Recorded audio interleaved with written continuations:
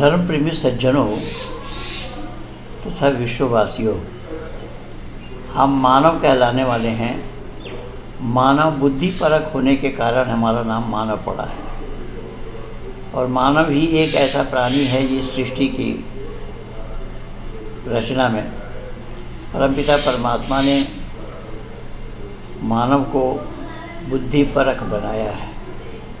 इसीलिए हमारा शास्त्र का कहना है मत्वा कर्मणि सिद्धते। मनुष्य वह है जो विचारशील है, विचारपूर्वक काम करे। लेकिन मत मज़हब में आप विचार कर ही नहीं सकते। वहाँ विचार एक तरफ है और अल्लाह का हुक्म एक तरफ है। सभी विचारों को तिलांजलि दे करके अल्लाह का हुक्म को मानना है।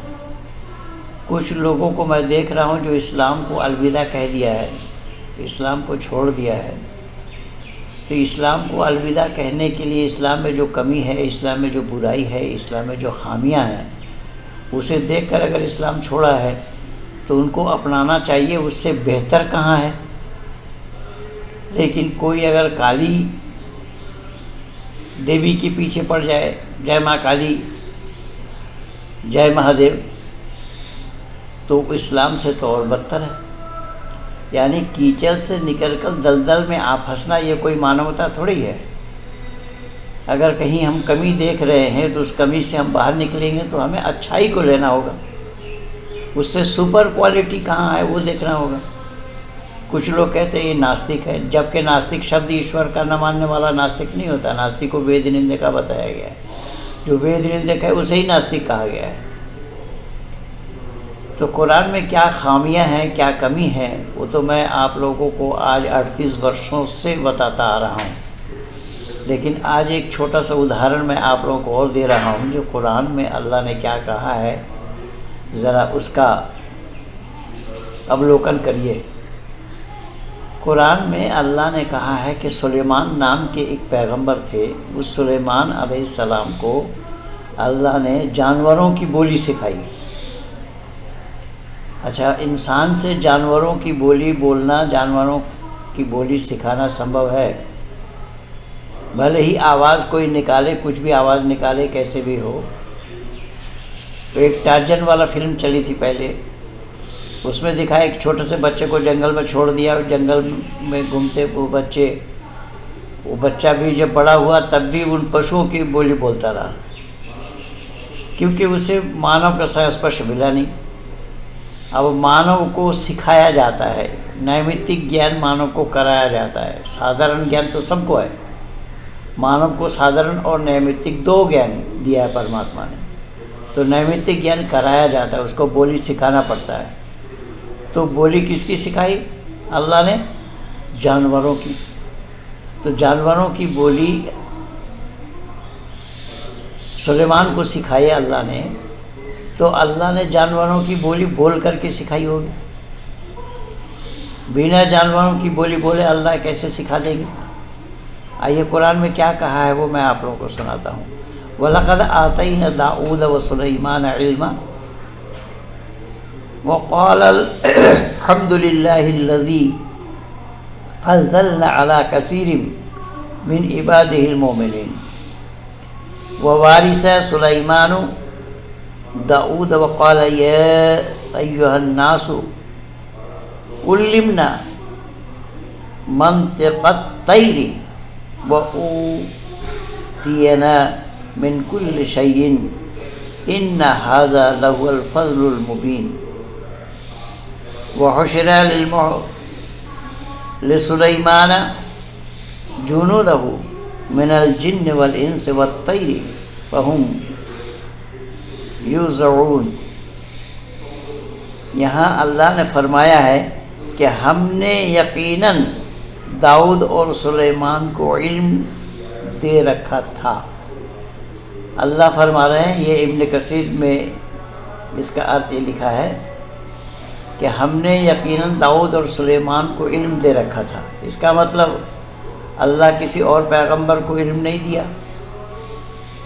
अगर और पैगंबरों को भी इल्म दिया होता अल्लाह, तो दो पैगंबर के नाम क्यों बोलते? इल्म दिया, दे रखा था। दोनों ने कहा कि दोनों ने कहा तमाम तारीफ़ें अल्लाह के लिए है जिसने हमें अपने बहुत से ईमानदारों पर फजीलत अता फरमाई है। दाऊद के वारिस सुलेमान हुए।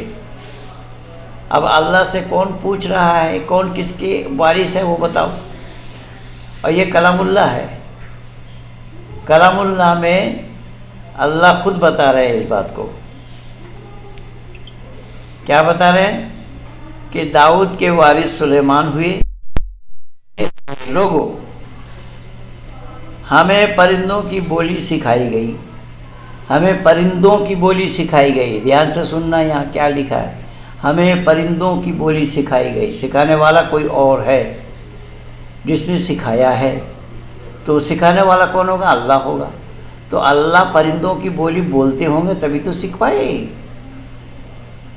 है, सिखाई गई है। और हम सब कुछ दिए गए हैं। बेशक ये बिल्कुल खुला हुआ फजल है कि सुलेमान के सामने उनकी तमाम लश्कर जिन्नात और इंसान परिंदा जमा किए गए। हर किस्म अलग अलग खड़ी कर दी गई।